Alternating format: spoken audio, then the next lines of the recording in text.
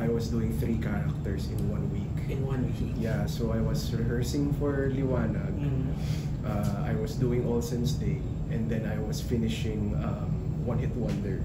So yung tatlong yun, sabay-sabay. Grabe, sabay-sabay. Tsaka mabaliw-baliw na talaga ako kasi everyday talaga yung work. Tapos at the same time, inaaral ko yung character ko sa Liwanag sa Dilim.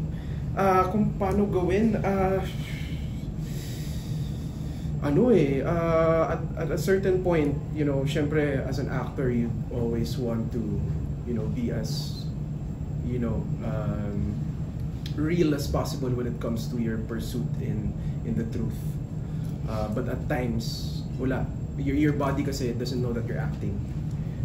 You're the one who's commanding it, and as nanggagaling sa utak, then you let your body follow. But then if your body's tired, kung pagod ka na, hindi na siya sumusunod, kakailanganin you know, ilabas yung mga ibang bala.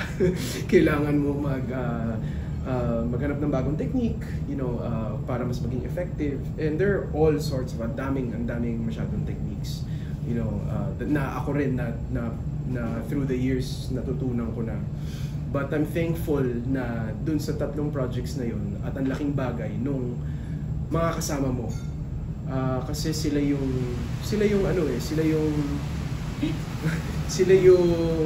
you know, acting is especially Liwanag sa Dilim, as an ensemble. Your co-actors, ang laking bagay nun to influencing your performance. So ako, I'm blessed that the people that I've been performing with and that I've been acting with, they've all been such a breeze to work with. So as long as they have my back, I have theirs. And ganun talaga suportahan talaga. After Tick Tick Boom, Liwanag sa Dilim is pang-ilan mo ng stage play? It's my second pa lang. Yeah, would you say that you're at home now sa theater? Syempre, I wouldn't say that it's home base for me. Wala pa sa ganung level in terms of comfort. Especially ito, though this is my second, this is my first time performing with an ensemble. So 20 plus actors kami, and it's so different compared to Tick Tick Boom. Kasi Tick Tick Boom, it's much more intimate. We had a lot of time. Actually, when we would look back at it nga, we would say na medyo over-rehearsed kami nung Tick Tick Boom kasi ang dami nung pinuntahan nung rehearsal stage pa lang. Pero ito, my gosh, ang dami kong, and halos ka-eksena ko halos lahat So, ang dami kong mga taong kailangan aralin kung paano sila magtrabaho, yung work ethic. I would have to connect with them in a certain way. So, very pa rin siya, bago pa rin siya sa akin. But yeah, I'm easing into it. I would say Liwanag in compared to Tick Tick Boom, it's not as heavy emotionally. This is more actually mas yung technical and comedic timing yung na-enhance ko as an actor here. It's a very technical show. Kung napanood nyo na siya, ang daming cues na kailangan saktong-sakto. So, yung technicality ng teatro, dun ko siya na medyo, okay, ganito pala pag ganito ka-technical. Yung Tick Tick Boom kasi parang, sige, perform. Bahala ka, ikaw mag-command ng timing. Ito, I had to fit into the timing of the show. So, that's something that I'm still learning as we're doing the shows. But ayun. Yeah. You're coming up with an... Kaya guys, sorry. Dire-diretso. Go.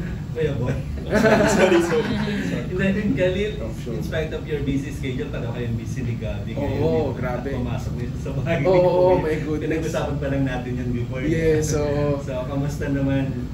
Ayun. At in-inform ka ba niya or hindi mo rin yata alam? Merong talaga, may hints na kasi parang naging tradisyon nila So parang sinabi nila, Alexa, na katrabaho ko din sa Liwanag, sabi, expect nyo na ipapapasukin. Imposibleng hindi ka papapasukin. So, yung ganong briefing, medyo naging ready na si Gab na, hindi niya alam kung kailan, pero at least medyo prepared na yung utak niya na anytime pwede akong ipasok. I guess medyo naging advantage na rin sa kanya yun. Kasi pinanood namin yung mga dati, sila Tony, sila Mariel, yun talaga sobrang surprise, kaya feeling ko sobrang umiyak talaga sila ng todo kasi hindi nila alam talaga na ipapasok sila. So si Gabi medyo na-prep siya in a certain way, pero hindi pa rin niya alam kung kailan exactly.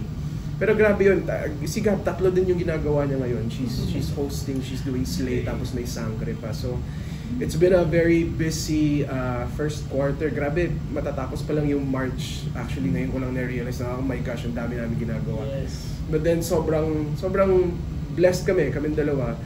Minsan na lang kami magkita, pero we make it a point na in those times